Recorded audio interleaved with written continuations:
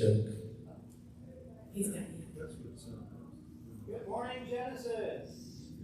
Good morning, everyone. Welcome to Genesis. Please stand and sing our opening song.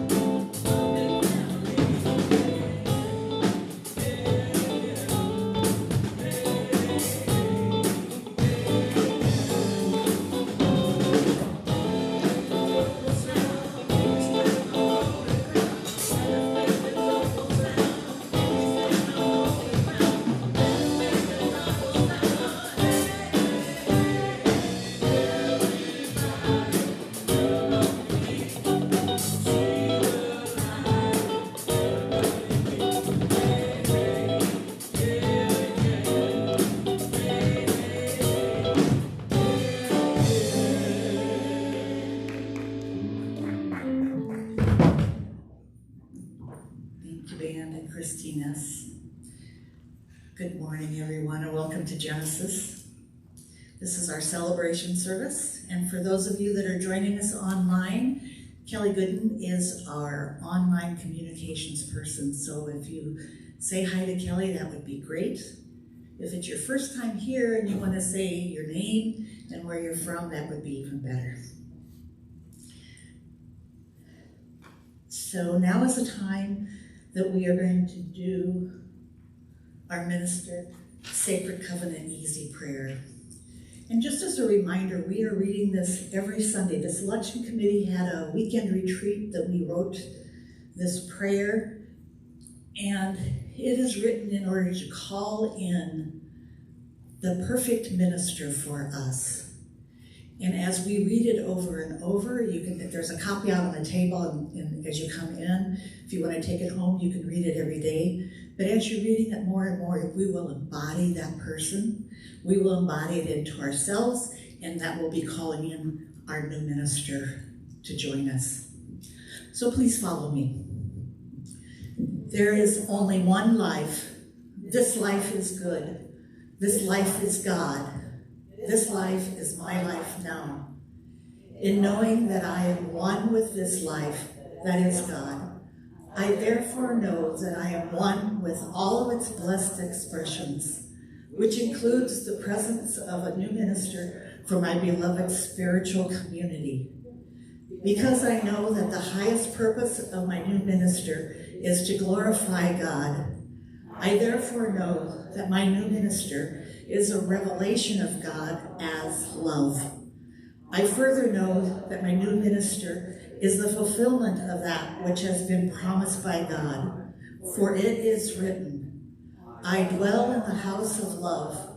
Love attends me in my home of the soul.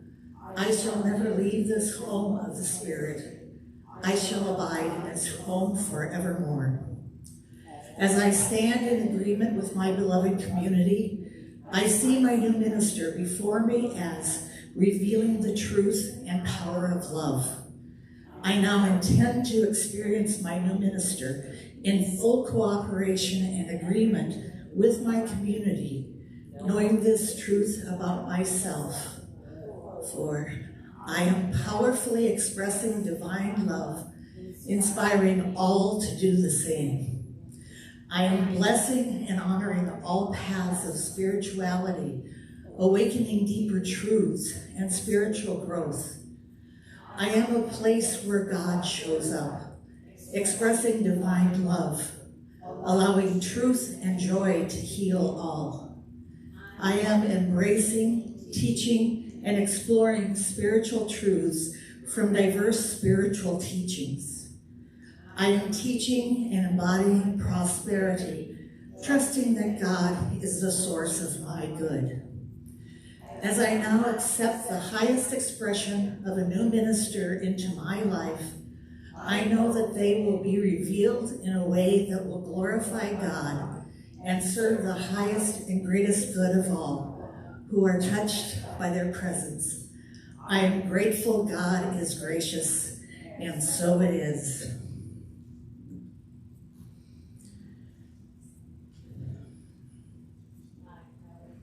So now I'm going to do the announcements. They're just reminders. You can have the details. I give you a lot of the details, but you can have the details and find them on our website as well. Monday, May 16th, is our Healers and Hunters Men group. It's from 6:30 to 8:30. Please join practitioner Dave Pennick and Jim Monson for our Genesis Men's group. The mission is for men to get together, connect, and share what is going on in their lives. This is not a fix-you group, and we do intend to provide support to any man that desires it. Another aspect of this group will be to have open discussions regarding issues that men face in their everyday lives. If you are interested in joining, please see Dave Pennick or Jim Monson, and their emails are on the bottom of that slide. Every Wednesday at 7 p.m., Karen Williams and I have an intention circle via Zoom. Miracles happen when we set intentions. The more people that set an intention and pray on it for a week, the more miracles will come to pass. So please join us in creating miracles for your life and for the world. On June 2nd, I'm starting a new class. It's based on the book, This Thing Called You by Ernest Holmes. It happens to be my favorite of the Ernest Holmes books. It is a course in practical spirituality and will help you as you dive deeper into your spiritual life. So I hope you can join me. It's a 6-week course from 6:30 to 9 p.m. It will be on Zoom, and we'll be learning spiritual practices as well as studying the book, This Thing Called You.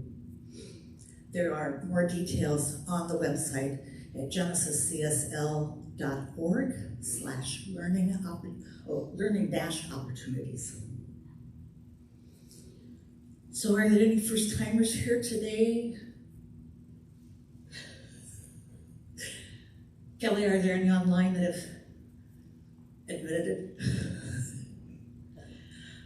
Okay. So, before we get started, does anyone need an envelope or a prayer card from Andrew so you have time to fill them out before offering? Okay, good. We have you well trained. So I'd like to thank the volunteers that are working today. First of all, we have Soren Jensen, who is working on the soundboard, who makes us all sound good, whether it's me or Reverend Lynnea or the band. He is in charge of that. Michael Johns is running the camera for all of you watching from home, and he also is in charge of the projector that is on the screen. Andrew Young is our usher, and we'll be collecting our offering later in the service. As I mentioned, Kelly is your communication link if you are watching online. And this morning, Vicki Pate was sitting at the welcome table, welcoming you all in. And just in case, I am the volunteer coordinator, and if you would like to find a way that you could serve as a sacred service for your ministry here at Genesis, you can contact me and I'd be happy to set you up with the perfect spot.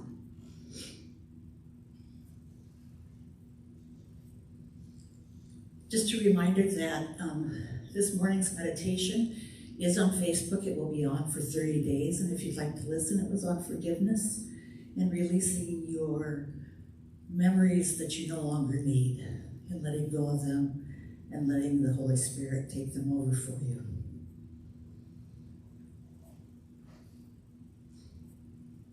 Okay, and now is time for our musical prayer that we sing to begin this next portion of our service. Please welcome the band, stand up, and join me in singing Use Me.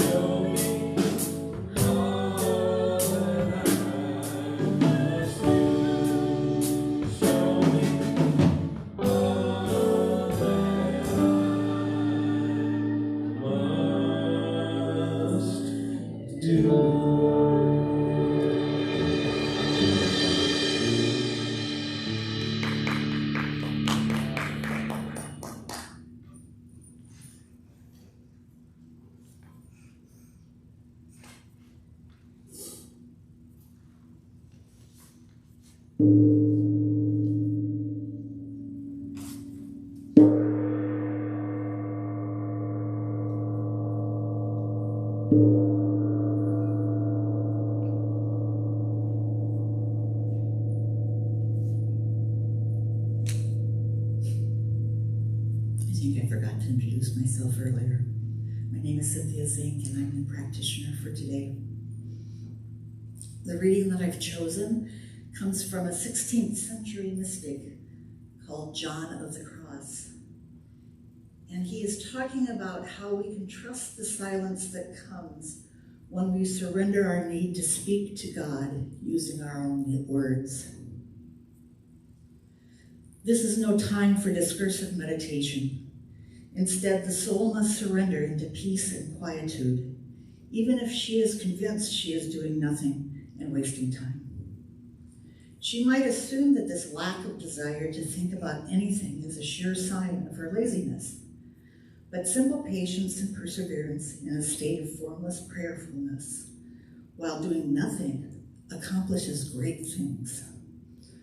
All that is required here is to set her soul free, unencumbered, to let her take a break from ideas and knowledge, to quit troubling herself about thinking and meditating. The soul must content herself with a loving attentiveness toward God, without agitation, without effort, without the desire to taste or feel him.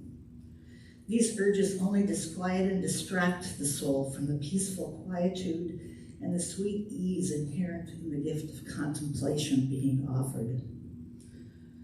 The soul might continue to have qualms about wasting time. She may wonder if it would not be better to be doing something else, since she cannot think or activate anything in prayer. Let her bear these doubts calmly. There is no other way to go to prayer now than to surrender to this sweet ease and breadth of spirit. If the soul tries to engage her interior faculties to accomplish something, she will squander this goodness God is instilling in her, the peace in which she's simply resting. The best thing for the soul to do is to pay no attention to the fact that the actions of her faculties are slipping away. She needs to get out of the way. In peaceful plenitude, let her now say yes to this infused contemplation God is bestowing upon her. Contemplation is nothing other than a secret, peaceful, loving inflow of God. If given room, it will fire the soul in the spirit of love. And now if you would join me in prayer.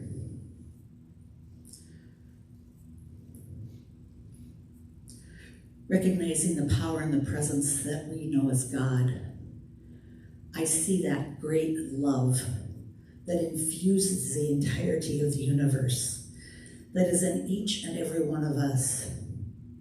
That love, that presence, that power, the beauty and harmony that I know as God. I see it everywhere I look. I see it in the magnificence of the mountains, and in the expansiveness of the ocean. I see it in the eagles flying in the sky, and see it in the tiniest ant crawling on the ground.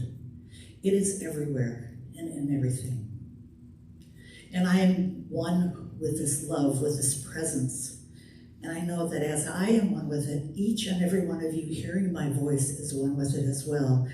You are dwelling in that same love and joy and peace and power and presence that we know as God. And I know for each one of you here today, that as you sit in that presence of love, that you feel the divine warmth that is God living within you. That you feel the presence, the peace, the calm that is here for each of us, even as we look out on the world that may be chaotic at times. We can sit in that silence and let our soul just be awashed in peace and calm and love. And I'm grateful for this God that is so powerful, that is in our life, that is so peaceful, that is so present in us as love and joy and peace. I'm grateful as I release these words into the action of the law that is already said to us, celebrating life. I bless each and every person that is here today. I bless the band and Christine S. in service. I bless the words of our Lynnea as she speaks to us, knowing that this is all from a place of love, from heart to heart. I release these words now, knowing that all is well and that all is good. And so it is. Amen. And now, please welcome Christine S., our guest singer this morning, and Second Shot.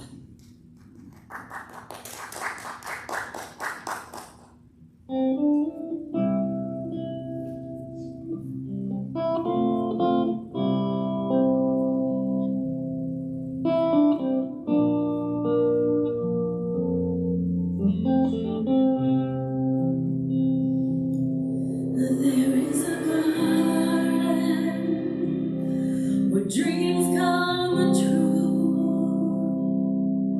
a beautiful garden where God's grace blooms.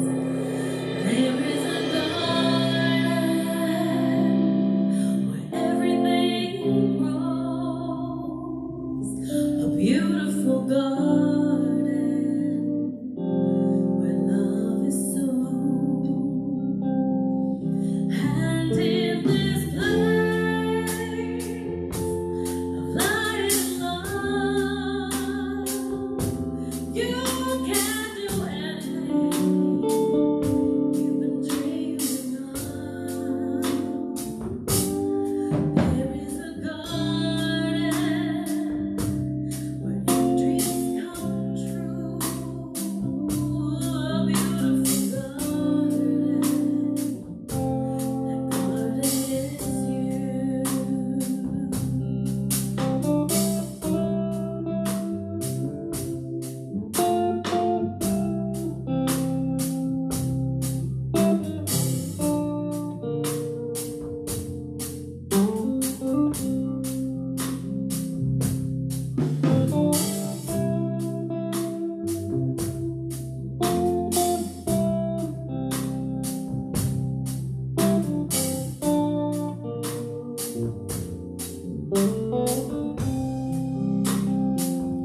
And in this place of light and love, you can do anything that you're dreaming of. There is a garden where dreams come true, a beautiful garden.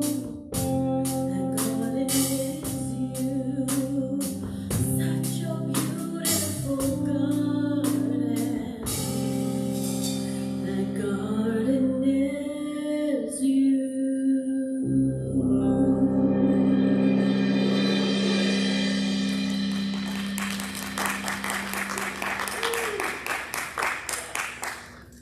Thank you, Christina's and band. We love having you here and enjoying your music. Let's give them another round of applause.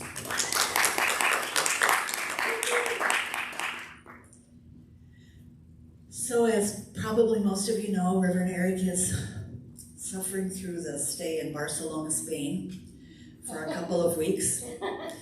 So I think the weather is like 70 degrees there all the time. I'm not sure what they said. Anyway, so today our guest speaker is Reverend Lynnea Jardine.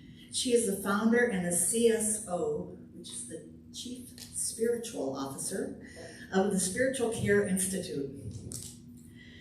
They support people in times of grief and loss, crisis and challenge, to maintain wellness and wholeness with spiritual care and counseling, retreats, and workshops.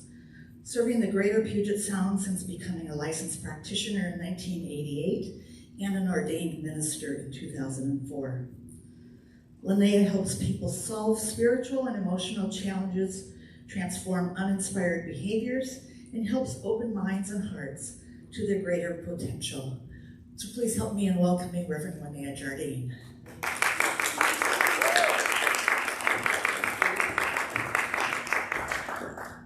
Thank you so much. Oh my goodness.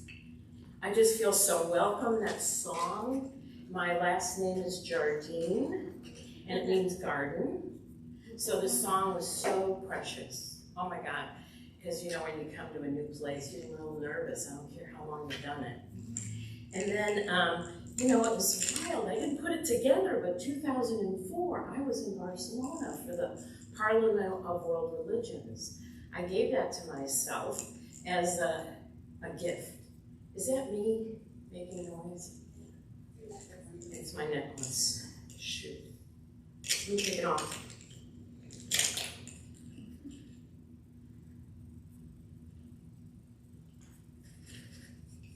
That would be so annoying to keep having that. Sorry.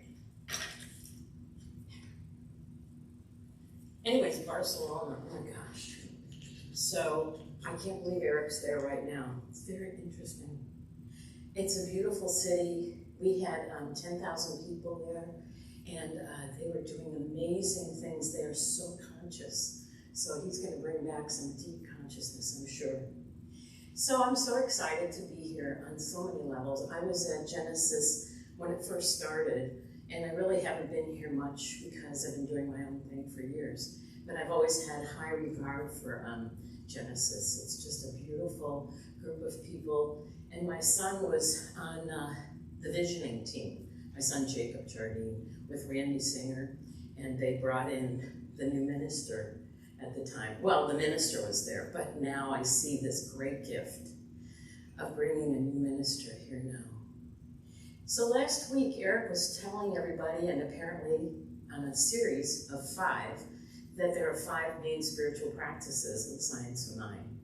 And they're meditation, spiritual practice through the form of prayer, and then let's say sacred service, study, and what was the 5th one?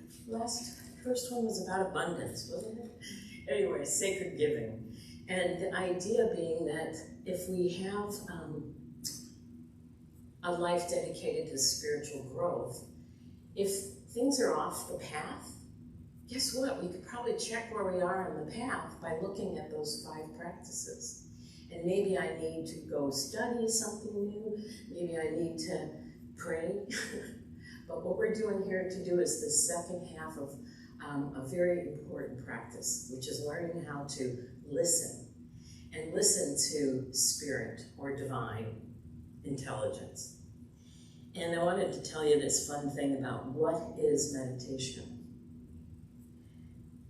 Try meditation, because some answers can only be found on the internet. Get it? Why do meditation masters enjoy playing tennis? Because the scores always start with love, the game always begins with service, and the winner gets a cup that's empty. And that's so the truth of meditation when we really begin to understand how it works. When I was teaching classes, one of my favorite classes, and I did it for 10 years, was the one that was dedicated to the spiritual practices class. And so the idea in that class, if you haven't taken it, but I encourage you to do that because we encourage study, is that we learn vast opportunities by studying many different cultures and then finding our own spiritual practice. And it's dynamic. And so we have to check. And a lot of people are afraid of meditation. I don't know why. Are any of you in the audience afraid of meditation? Well, why, I think, is what we're going to really challenge here today. But I think that it's an interesting process. I'm going to read this quote that I always started every class with.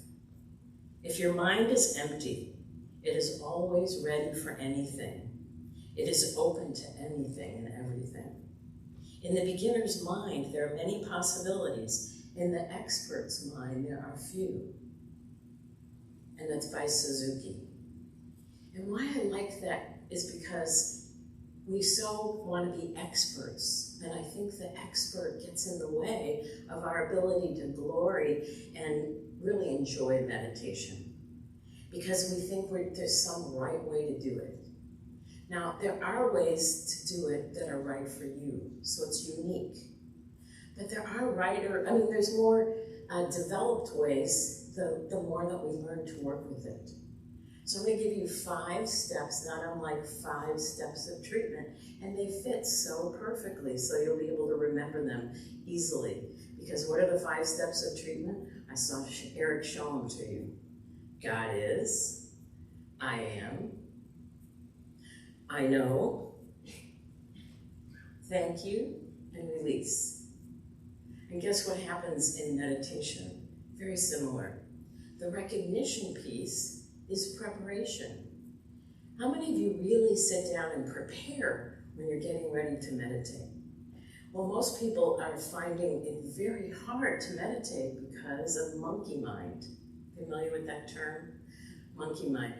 I was doing some thinking about it, and I was thinking about when I was at a zoo when I was a child, and I was very fascinated with the monkeys. They were, all over the place, and it looked like a shiny object would take one over there, and then let's go look at that, and oh yeah, let's play here. Oh, there's a face.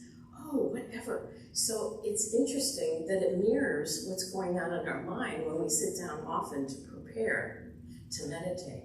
And so I don't know about you, but I can take myself out of needing to meditate because I gotta go get that cup of coffee, or I gotta go wash my face, or whatever it is. So the thing that I find so fascinating about monkey mind is we need to understand that there's really nothing to do with it. And we keep thinking we're supposed to do something with it, like we're supposed to release it. Well, I don't know if you know this, but monkey mind is a lot like a puppy. And it just runs around and does whatever it wants. It might come when you call, it might not. But you learn to live with it and love it anyways. So anyways, that's kind of another way to look at it. So this monkey mind that's taking us everywhere and can take us away from sitting down needs preparation. So not unlike all the different ways that we prepared ourselves to be present in this service today, there's things you can do to prepare yourself. Now, what our spiritual leader, Edward Villion, is every morning doing a devotional spiritual practice. And if you get a chance, you might go onto Facebook and see what he does. Every morning he starts without words, and he lights a candle. And then we're all encouraged to find our own way to be there. And guess what's the simplest way to prepare to get ready? Is to breathe. And so a breathing practice becomes everything. So I invite you with me right now just to practice this for just a minute. Because why meditate? Well, it's about getting to know myself a little better and to actually prepare the space so I can get to know myself a little better. Most people don't have a clue about breathing. So I'm going to give you just a quick exercise. When you breathe in a full breath that expands your whole lung. So, and then hold it just a second, and then exhale. And then don't inhale quite yet, and then inhale, hold it, and then exhale. Maybe you're noticing I'm breathing through my exhale through my mouth. That's really important because guess what I have found for a zillion years, because one thing you don't know about me is I was trained as a respiratory therapist. So I know breathing on the minutia level. And on the minutia level, most of us are not exhaling fully. So guess what? We can't really take a full breath in. So this exercise I'm teaching you is going to be key. And if you did nothing else but pay attention to your breath, I'll give you a little quote from one of my favorite mystics. His name is Saint Francis de Sales. If the heart wanders or is distracted, bring it back to the point, quite gently. Even if you did nothing during the whole hour of your contemplation, but bring your heart back. Though it went away every time you brought it back, like that, your hour would be very well employed. And why? I had an experience of that why this morning. So I realized I forgot to get gas yesterday. So this is quite a bit distance from my house, 29 miles. I'm like, I'm gonna get some gas. I don't know what's gonna happen. So I go to the gas station, and one of those big gas trucks is there filling up, so I couldn't really pull in easily. So where I pulled in, I thought, oh, I can pull that cord into the other side of my car. It wouldn't go, so I had to get out, move my car, because I was ready to, put gas in.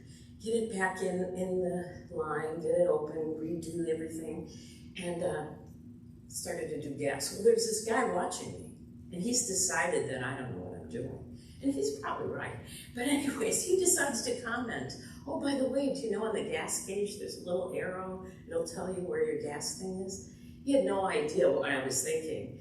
And, I was responding, and then I thought, this is why I meditate, because I could have gotten hooked, triggered, a lot of different things. And instead, I just engaged with him. And so what it gave me feedback for instantaneously is that I was prayed up or meditated up. That's what I usually call it. I can tell by what's going on in my world, in my life, that I'm prayed up because I'm equanimity. I'm filled with equanimity. I'm able to respond appropriately. And I don't know about you, but so much in our world is asking us to look and feel and know and sense what's going on in the world. And any of you get riled by it? I know I do. And so I've used that breathing practice over and over. So ultimately, breathing is a huge, important tool. And I challenge you to take in what I'm going to suggest. That within 3 breaths, maybe 5, you can be absolutely recentered. Breath is a huge, important tool for meditation and for life itself. So, why do I say 3 to 5? The first breath, I'm probably noticing how my world, I'm separated from my world, separated from God, separated from something. And then I go, oh yeah, so now I take another breath and come back into myself. And the third one, I'm actually present. And the bonus is the 4th and the 5th, so that you can really solidify that sense of presence. But guess what? How many of you are like most of the students that came into my class? I'd ask the question, so what do you think is a good meditator? And they would say, well, a good meditator meditates twice a day for 20 minutes. Any of you have that mistaken belief? Well, anyways, I challenge that a good meditator meditates all day long through the breath, 20 times a day, and maybe 5 breaths. One of my favorite books is called The 3-Minute Meditator. He has very complex meditations in there. But you know what? It distills it down to, if you did 3 minutes once a day, you'd be drawn into taking your practice deeper. You might find yourself, oh, I'm not done at 3 minutes. But guess what? I got the win. I got the goodie. I've got the takeaway. I did my meditation. So I'm also challenging that it's very important to do the first part is to prepare. So prepare. How many people really sit down to meditate and think about that? Well, this morning, I like to get my meditation in before I get out of bed. So I prop up the pillows, get myself in my blanket if it's cold, and meditate. And that's part of my preparation. I'm very conscious of what I'm doing. And then I meditate. But then the very important piece of this is, what if I don't feel like meditating? Any of you feel like that? Okay, so I'm going to tell you the 5 steps now. Preparation, contemplation, then meditation, right? So you prepare. Let me get the notes real quick here.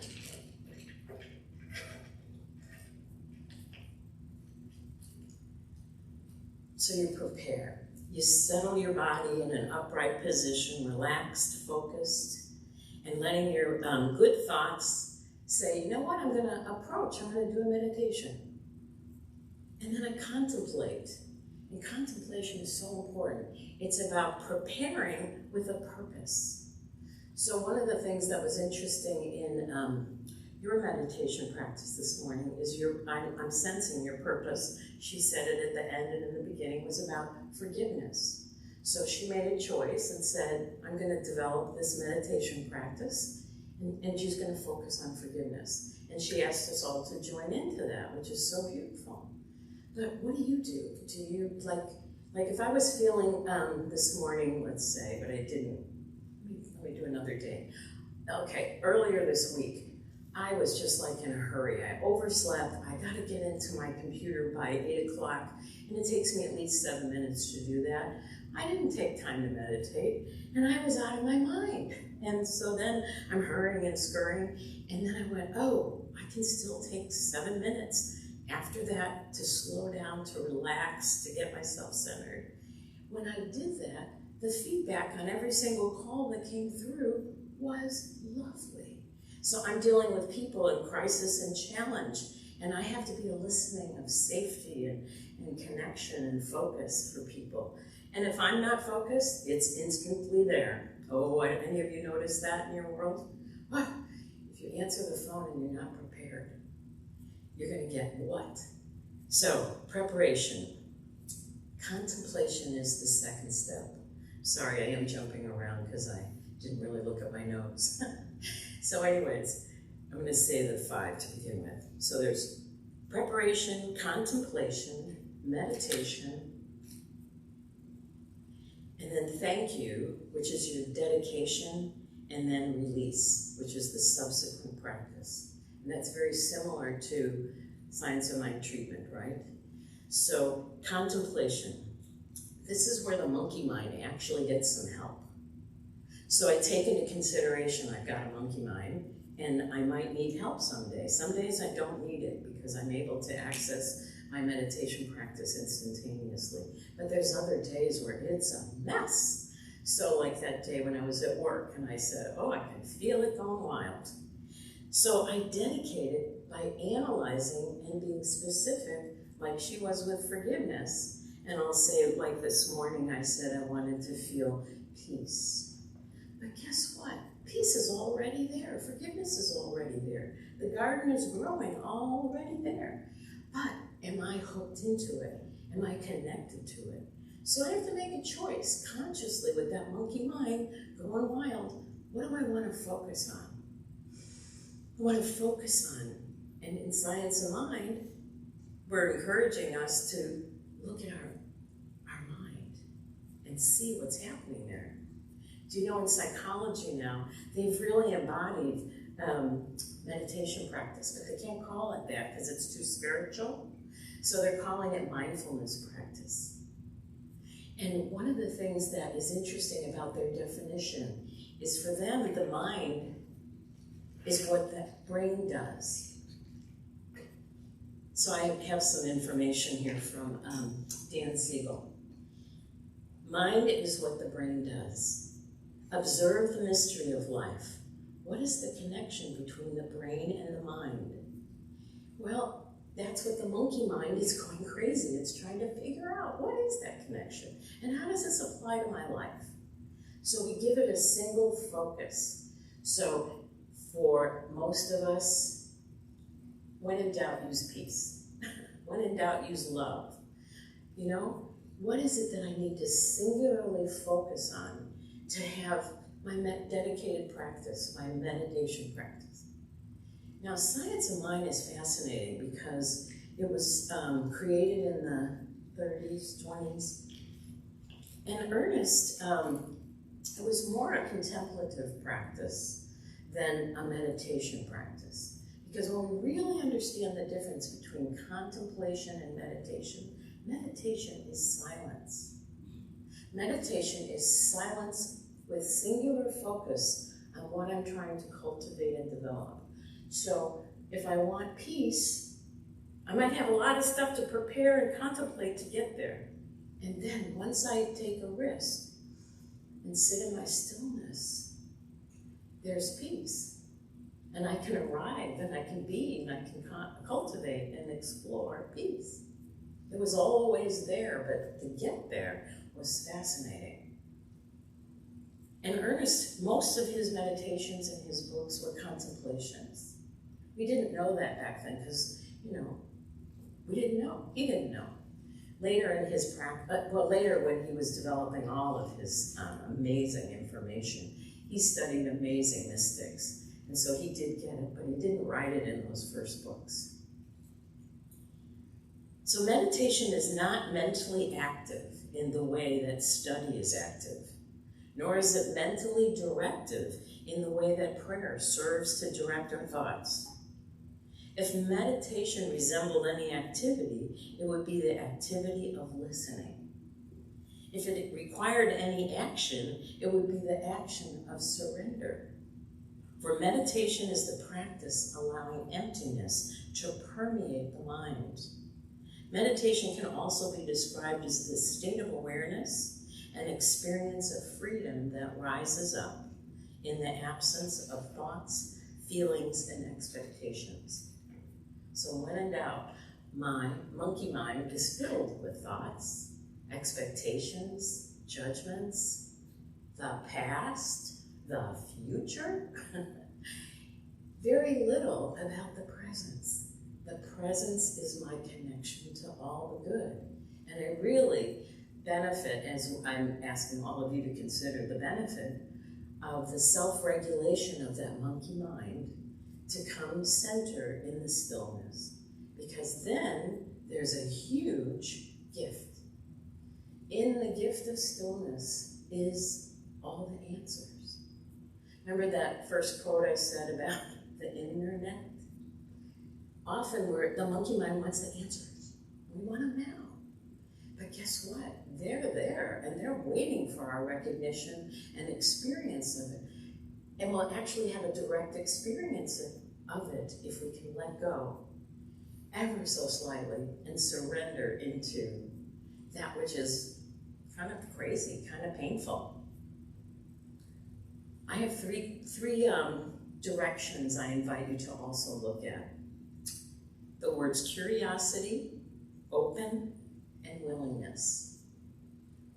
So in that first thing when I talked about the playing tennis and starting with love, I want you to be curious. How do you get there? How do you get there? So preparing your space is everything, contemplating what you're hoping to receive, surrender to that which you're hoping to receive, and then you've opened a space. I have not been to England, but I would love to go to England because they have apparently, I've heard this from lots of people, signs everywhere you go in their transit system that says, mind the gap. And so before you get on, you're supposed to mind the gap. Be careful where you're going. Well, I think that is brilliant. I think that is what meditation is about, is minding the gap. Because then, as I mind the gap and I literally get the direct experience of that spaciousness of possibility that exists, I then have a tool. And guess what that tool is? I'm ready to take that next step in my life. That next step that came from my hard work playing with my monkey mind. Oh, this is a quote from Ernest. If we find ourselves surrounded by confusion, we should meditate on peace until we feel a sense of peace. Then, as the mind returns to its objective state, it begins to, brings an atmosphere of peace with it, which dispels the confusion, just as light dispels the darkness. Thus, our meditation becomes a practical thing. It has value in everyday experience. So, what is interesting, if you were hanging out, and I studied Buddhism for 40 years now, one of the things that a teacher will say, if you have a problem, go sit down. Go sit down on your meditation mat. Because why? Because the answers are within. Now, I might need some help if I'm really losing my mind, but I could start with the center and then ask for help. But most of us ask for help before we've done that inner work. And then what's happening is fear is driving the experience, not peace. And just like that, the tennis player, where's that joke? Oh gosh, I can't find it. So the idea being that once I get my mind centered, then what can I do with it? I take it into my life. So that's the piece that most people are not really getting, that there's preparation, contemplation, meditation, and then you come dedicate that meditation time to what? To my life. For my meditation to show up in my life. So there becomes another value. So if my life is not really in alignment with what I say I want, if my results are off, I have power over that. And how I have power is if I take a moment, take my breath, because I've got that possibility right there. I can check in. And it's a dynamic process. Isn't breathing a dynamic process? I think it's the most important thing we do from beginning to end of our lives. But most of us don't know how to apply it to our lives. So our meditation practice then becomes dynamic, and the possibility exists. And then what happens? Like my guy at the gas station, we had a nice interaction, even though I could have gotten off track. And I almost did, because I was like, why is he talking to me? It's, 8 o'clock in the morning. But I then chose to see this as a message of my meditation practice, because I was teaching about meditation today. So taking it into our lives. Most people have a weird definition of the word compassion. Compassion is with passion getting into my life. But most people think it's just, I don't have to do anything. I'm just aware. I'm just going to be compassionate. Well, it's really important to see that compassion for self and others requires action. And so when in doubt, action is everything. I'm going to read this poem by Mary Oliver. I invite you to consider. Any of you in your monkey mind worried? Anybody? Yeah, worried. She says, I worried a lot. Will the garden grow? Will the rivers flow in the right direction? Will the earth churn as it was taught? And if not, how shall I correct it? Was I right? Was I wrong? Will I be forgiven? Can I do better? Any of your monkey minds doing any of that? Will I ever be able to sing? Even the sparrows can do it. And I am, well, hopeless. Huh, do you ever have that over there? Yeah. Is my eyesight fading, or am I just imagining it? Am I going to get rheumatism, lockjaw, dementia? Finally, I saw the worrying had come to nothing and gave it up and took my old body and went out in the morning and sang. That's very much like a dynamic way to work with the surrender necessary to allow the monkey mind to stop taking control and hijacking the brain. Because the mind is more powerful than the brain. Why? Because it's a wholehearted, whole body system. So I invite you to really let your meditation practice take you deeper into your life.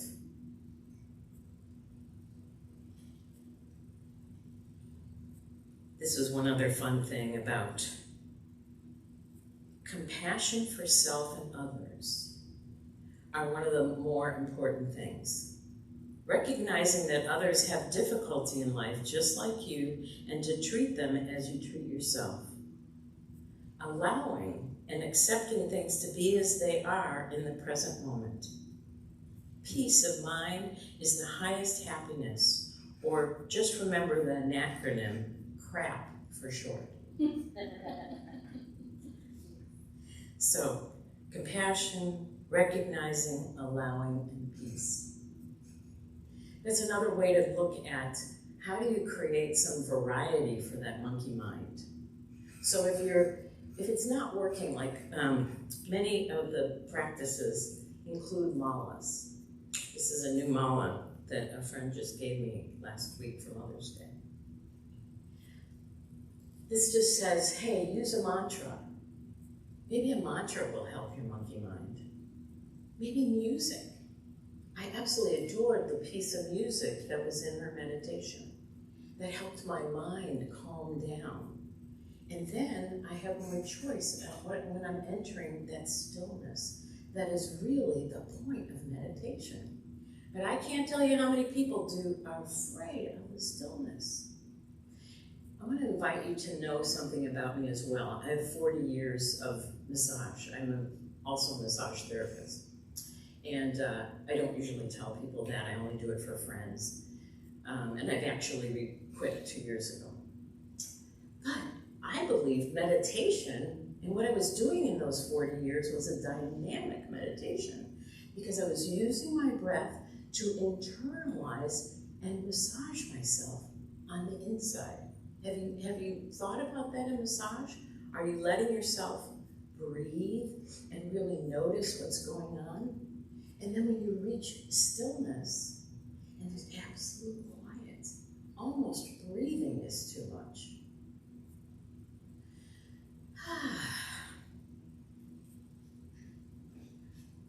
So when in doubt, meditate. One of my very favorite healers just died. His name was Thich Nhat Hanh. And when I was in prac training, I discovered him. So that was in 88, I guess. And he had this meditation practices, breathing in, I smile. Breathing out, I smile. Breathing in, I recognize. Breathing out, I know. And so the idea was that every time you are doing anything, you take a moment to breathe in and out. But you don't have to even use all those phrases I just used. You can just say in and out and your body calms down. Your mind comes into center and you can do whatever it is you were supposed to do. So again, why meditation? In Science of Mind, prayer is really, really, really talked about. It's like the thing. It's our tool. No other culture religious culture has that tool. But there's an interesting thing about it when you really understand the first two steps. It's recognition and unification. So recognition could be, in this way that I'm suggesting, the in-breath. And unification is recognizing it just happened, and then out. I've unified with it. In and out. Why am I saying any of this? Why do you bother meditating? I'm going to suggest one more time that it's to have the life of our dreams.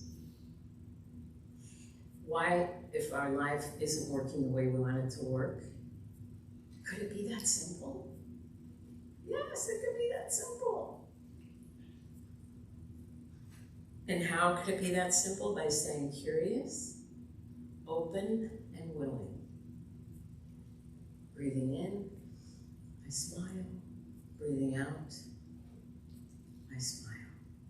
There is no other moment but this present moment. And when in doubt, go sit on your meditation mat. So I'm just pulling together a few more things about this practice.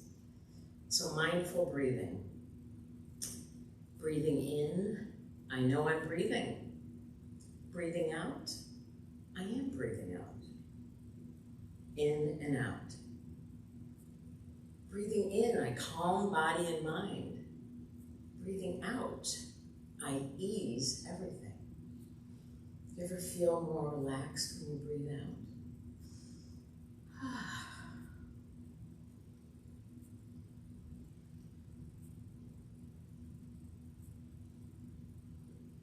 The last piece that's so important in a private practice is that piece of taking it out. How can I take it out though? I need to dedicate my session, So when I sit down and I prepare and I dedicate my session, at the end, what am I dedicating it to? Well, I've said peace, love, joy, forgiveness, blooming. And then when I dedicate that, I'm then able to bring it out into my life. When in doubt, breathe in, breathe out.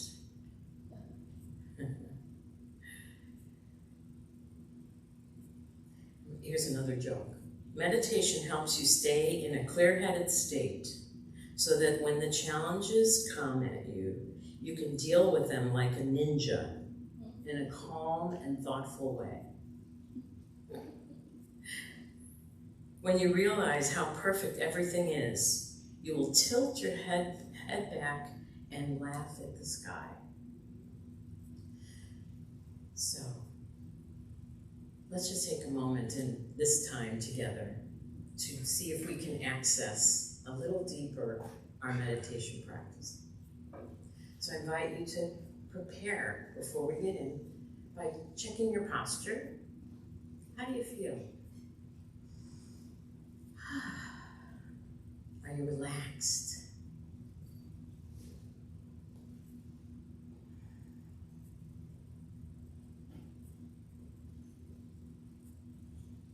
So now contemplate.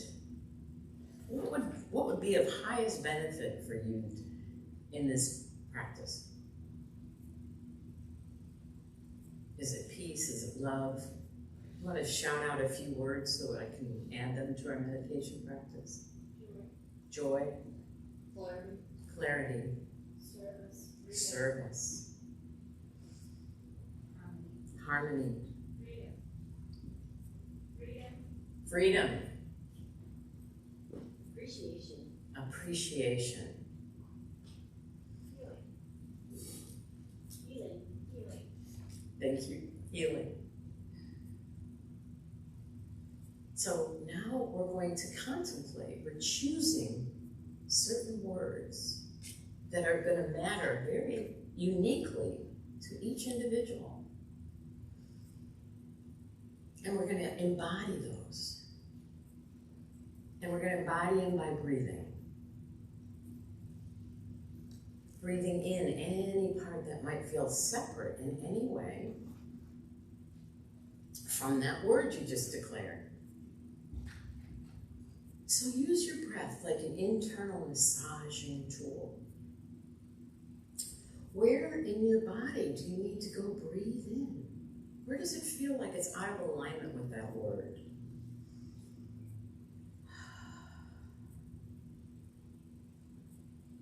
And it's as if when you breathe into that, you can now breathe it out and let it go. And you can nourish that part of the body that didn't know freedom, joy, peace, power.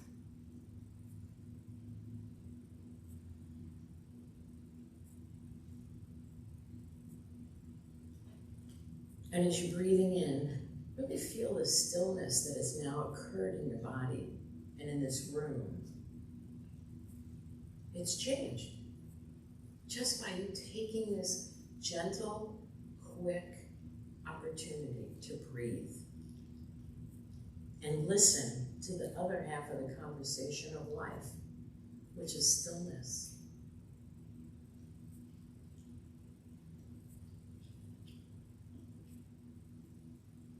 Let the negative flows out with that breath.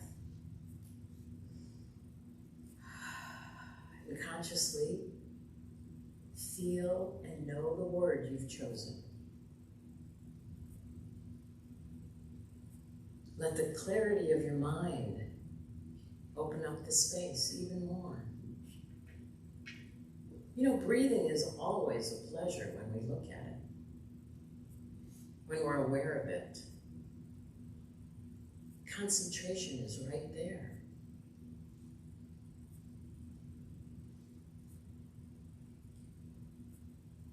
Simply let yourself know.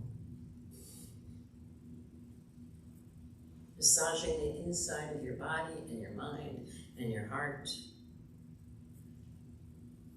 And what is a meditation practice? Here. It's subtle.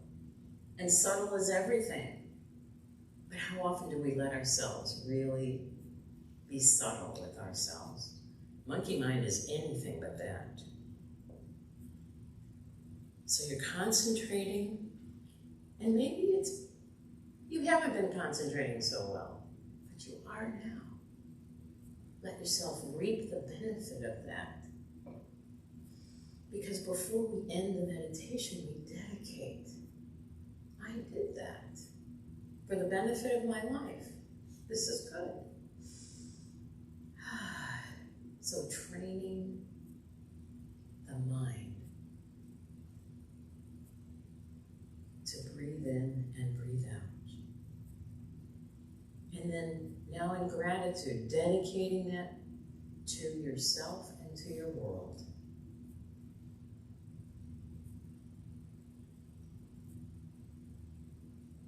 And now in just another minute, another few breaths, allow yourself to rise from your meditation. It doesn't mean leave your body or stand up. It just means to arise and be here now. Allow your mind to just be here now.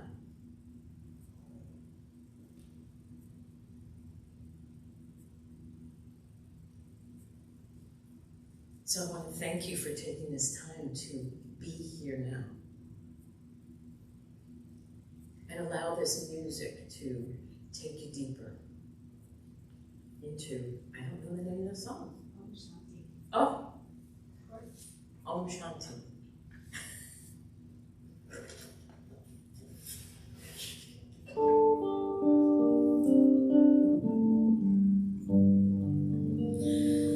Let there be peace in my mind. Let there be peace in the earth.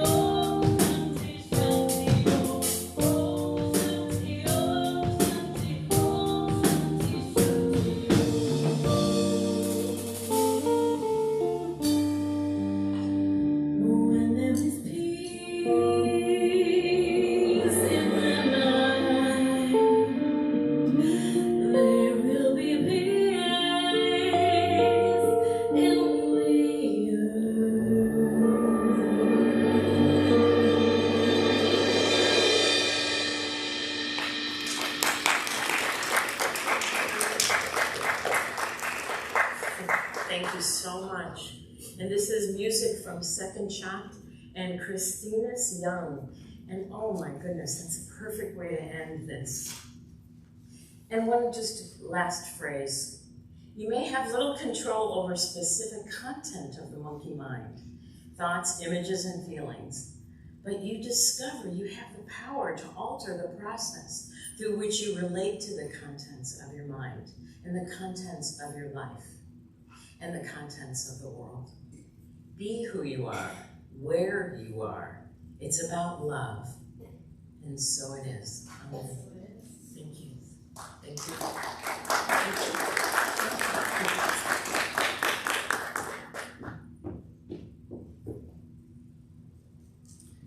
So now it's time to fill out your prayer cards, if you have not already done it. Just take a moment, and as you know, these are passed out to the practitioners, and we pray on them throughout the week.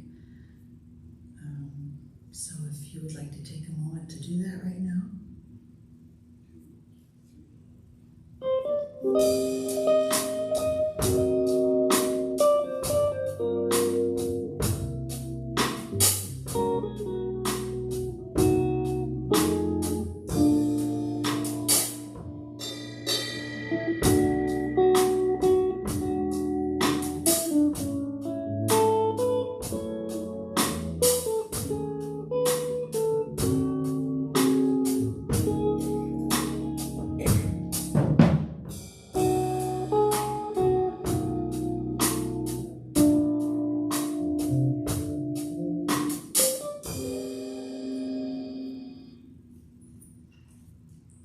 Now is the time for our offering.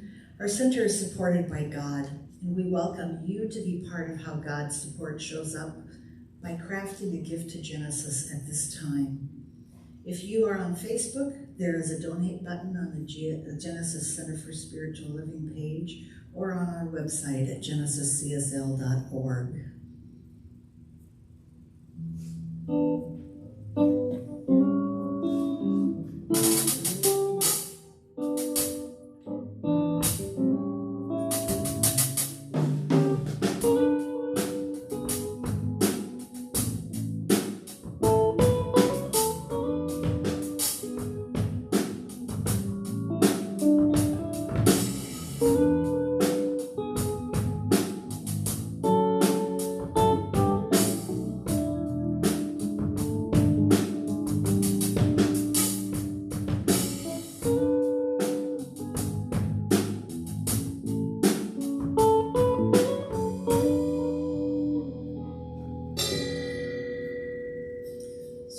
Take your prayer cards and your offering and hold it to your heart.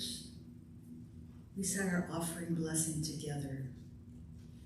Divine love through me blesses and multiplies all that I am, all that I have, all that I give, and all that I receive, and I am thankful. Now Andrew will come around and pick up your offering and prayer cards.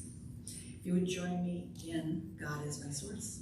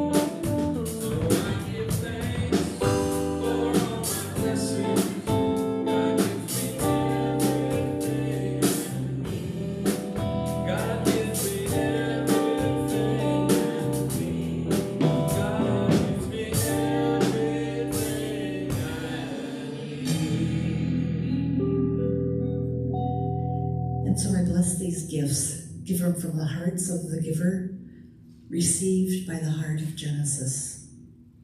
For we know that as we give, so we receive. And God blesses us mightily so that our cups are overflowing. And so it is.